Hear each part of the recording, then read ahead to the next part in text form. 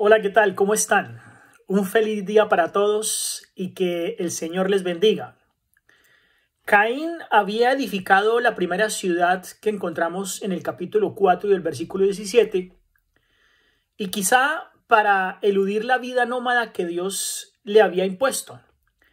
El plan original de Dios era que los hombres se esparcieran por la superficie de la tierra y la cultivaran. La edificación de ciudades representaba en realidad una oposición a ese plan. La concentración de los seres humanos siempre ha fomentado la ociosidad, la inmoralidad y también otros vicios. Así es que Dios le había dicho a Noé que repoblara o llenara la tierra. Lo encontramos en el capítulo 9 y el versículo 1 de Génesis. Sin embargo, teniendo peligros desconocidos e imaginarios, los hombres quisieron edificar una ciudad con la esperanza de encontrar en ella la seguridad mediante la obra de sus propias manos. Y entonces eligieron olvidarse de la verdadera seguridad proveniente tan solo de confiar en Dios y de obedecerle.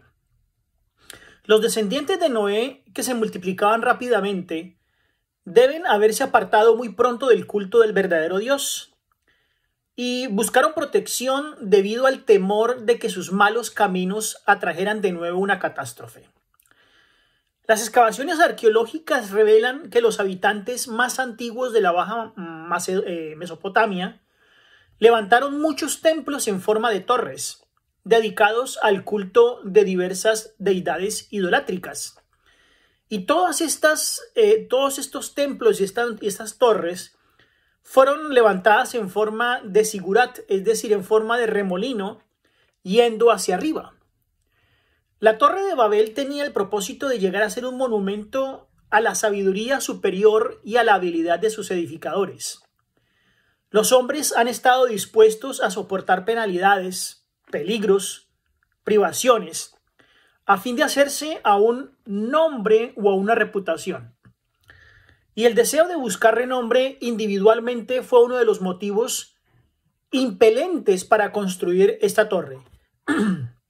Además, el orgullo, puesto en una estructura tal, tendería a mantener la unidad para la realización de otros proyectos impíos. Cuando la idolatría y el politeísmo rompieron ese vínculo espiritual interno, ellos no solo perdieron la unidad de la religión, sino también el espíritu de hermandad que había entre ellos. Por eso entonces Jehová desciende. Y este descenso no es igual al del Sinaí, donde el Señor reveló su presencia en forma visible, como lo encontramos en Éxodo 19:20. Sencillamente este descenso es una descripción en lenguaje humano de que los hechos de los hombres y mujeres nunca están ocultos de Dios. Cuando los hombres edificaron hacia el cielo y se exaltaron a sí mismos, descendió Dios para investigar sus planes impíos y para derrotarlos. Y entonces edificaban. Esto implica que la construcción iba realmente en progreso. Iba rápidamente hacia su terminación. La expresión hijos de los hombres, literalmente hijos de hombre, es dada en forma general para alcanzar a sugerir que todos, o por lo menos la gran mayoría de los que no servían a Dios, participaron en este propósito. La Torre de Babel era una expresión de la duda en la promesa de Dios y oposición obstinada a su voluntad. En otras palabras, era un monumento a la apostasía, una rebelión contra la divinidad. Y esto exigía entonces una acción pronta y decisiva para advertir a los hombres del desagrado de Dios, frustrar sus proyectos impíos, para que los seres humanos sepan que Dios no es arbitrario en su proceder y que no actúa por impulsos súbitos. Aquí entonces se lo representa como consultándose consigo mismo y se declara abiertamente cuál es la razón de su intervención. El relativo orden que hay en la sociedad de hoy se debe justamente al poder moderador de Dios. porque el poder de Satanás está ciertamente limitado, como lo dice Job, el capítulo 1 y el versículo 12, y Apocalipsis, el capítulo 7, el versículo 1.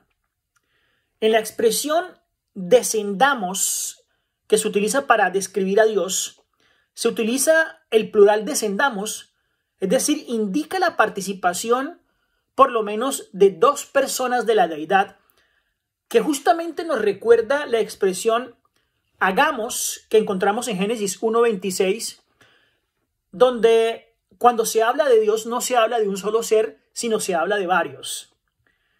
El hecho de haber confundido las lenguas, confundir su idioma y obligarlos así a separarse, con esto Dios tenía el propósito de impedir una acción futura, unida por el hombre. Cada uno de los grupos podría seguir una conducta impía, pero la división de la sociedad en muchos grupos iba a impedir una oposición concertada contra Dios. Así que en repetidas ocasiones, desde la dispersión de las razas en Babel, podemos nosotros mirar que esas habilidades de estar unidos contra el mal iban a ser en cierta forma desbaratadas. Habría diversos grupos de tribus y cada uno de esos grupos debía obviamente tener su propio lenguaje. Es aquí entonces que encontramos el origen de la gran variedad de idiomas y de dialectos del mundo, cuyo número tal vez se aproxima a unos 3000. La multiplicidad de idiomas constituirá un obstáculo para los proyectos humanos de cooperación política y económica. No lo sería para el triunfo de la causa de Dios. Por lo tanto, el don de lenguas en el Pentecostés había de ser un medio para superar esa justamente dificultad que ahora encontramos con el pluralismo de idiomas. Aunque separados por por diferencias raciales y lingüísticas, los hombres en el mundo pueden estar unidos en su amor a Jesucristo. El mundo ha de ver en la unidad de la iglesia una evidencia convincente de la pureza y de el poder de su mensaje. Así entonces los hombres fueron esparcidos. Los que podían entenderse entre sí formaron comunidades. Y este versículo que encontramos en el capítulo 11 y el versículo 8, donde dice los esparció, indica que los edificadores de Babel fueron esparcidos ampliamente, con el resultado de que poco después podían encontrarse representantes de la familia humana por casi todo el mundo. Evidencias entonces procedentes de muchos países testifican de la presencia en ellos de seres humanos dentro de un tiempo comparativamente corto, muy corto después del diluvio, porque los descubrimientos arqueológicos señalan el Valle de la Mesopotamia como la primera región que desarrolló una civilización diferente, y de ahí entonces se esparció por todo el mundo rápidamente la familia humana. Civilizaciones similares a la Mesopotamia se levantaron rápidamente con el esparcimiento de la Torre de Babel. Por ejemplo, surgieron comunidades en Egipto, en Palestina, en Siria, en Anatolia, en la India, en la China y rápidamente entonces en todo el mundo. Todas estas evidencias disponibles confirman así entonces las palabras de las Sagradas Escrituras donde dice: los esparció Jehová desde allí sobre la faz de toda la tierra. La Torre de Babel nunca se completó, nunca llegó hasta el cielo. Por lo tanto, es una evidencia de la historia y de la rebelión del hombre hacia Dios. El cristiano de hoy debe mantener una unidad, como Pablo lo dice, una unidad en Cristo Jesús, donde debemos estar unidos en un solo objetivo, el cual es el llevar el evangelio, el llevar la palabra de Dios a todas partes del mundo.